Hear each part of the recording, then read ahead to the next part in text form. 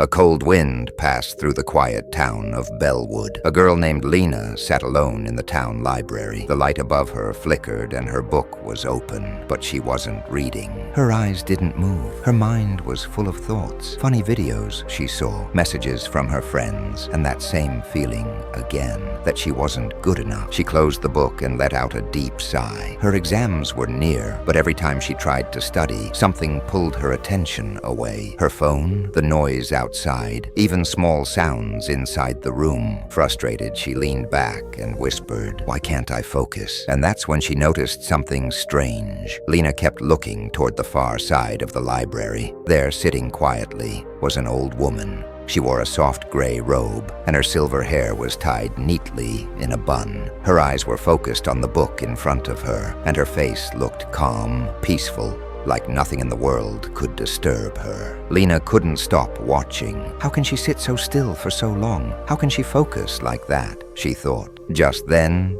the woman looked up and gently met Lena's eyes. She smiled kindly. "You seem troubled, child," the woman said in a soft voice. Lena felt a bit shy, but she nodded slowly. I just can't concentrate," she said. "I try to study, but my mind keeps running away. Everything distracts me.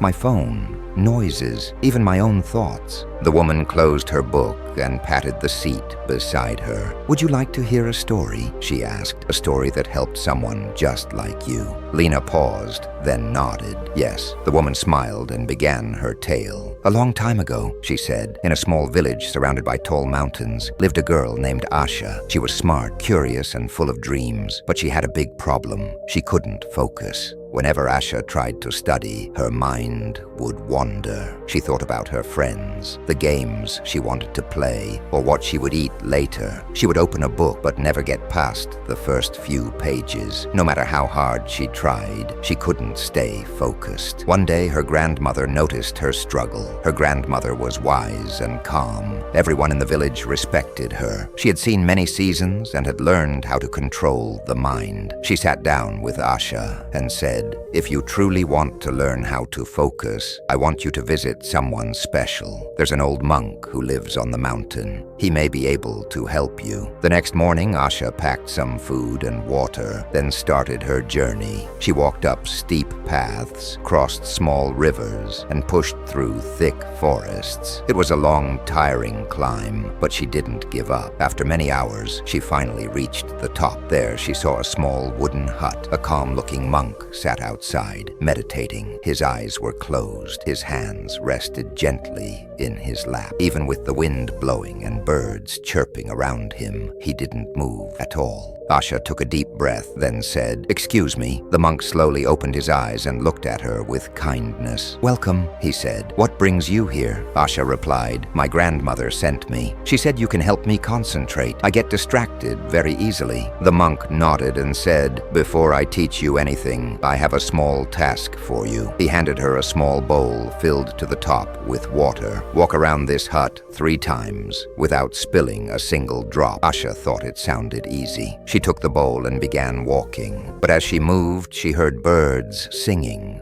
leaves rustling, and the soft sound of water nearby. She turned her head to look, and the water spilled over the edge. The monk smiled gently and said, "Try again." This time, Asha moved more slowly. She kept her eyes only on the bowl. She didn't look at the trees or listen to the sounds. After 3 rounds, she returned to the monk. Not a single drop had spilled. The monk looked at her and asked, "Tell me, child, what did you learn?" Asha paused and thought for a moment. "When I focused only on the bowl," she said, "I didn't get distracted." The monk smiled. "Exactly. The world will always be full of distractions, but if you train your mind to focus on one thing, everything else will fade into the background." Asha's eyes lit up. She finally understood. Over the next few days, the monk taught Asha many things. 1. Control your environment. Find a quiet place where your mind can be still. 2. Train your focus. Start small, then increase your time slowly. 3. Remove distractions. Keep your phone away. The world can wait. 4. one task at a time. Like the bowl, give one thing your full attention. 5. Be present. If your mind drifts, gently bring it back. Focus grows with practice. After learning from the monk, Asha returned home.